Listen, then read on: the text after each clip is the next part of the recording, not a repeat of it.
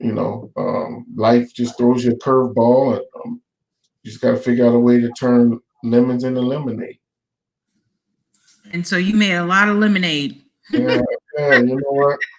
In hindsight, um, I realized that everything happens for a reason, and maybe that was God's way of pushing me into literature. Mm-hmm. Well, you have some amazing books. So I read the book Missing, and Which it's book? Which book was that? Missing. Missing. Uh-huh. Mm-hmm. And it took me somewhere where I didn't think it was going to go. So you are one of those like mystery, thriller, suspense authors who people read like 50% of the book, and they think they know who's going to do what, and then bam, you get to the end and it's like, what just happened? So how did you build that creativity?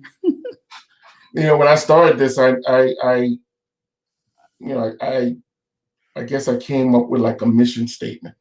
So I was, like I said, my background's in business. So kind of everything, I approached this entire industry from a business standpoint. And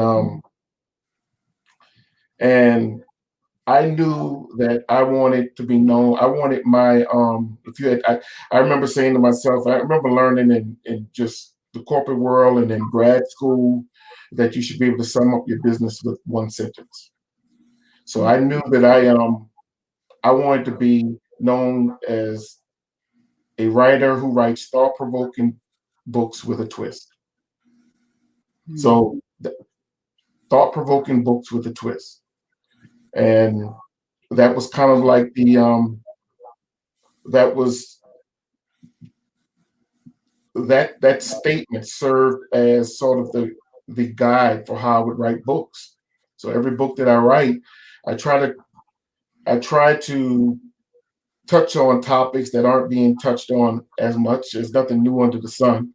So it's impossible to come up with a totally unique idea. But I did want my fingerprint, and I wanted to be known for someone who takes a story and takes you in directions that you didn't know the story was going to go into. So Missing was about a child that's missing, that's abducted, and there are a million books out there with that premise. But um, without giving the story away, let's just say I put a little twist on.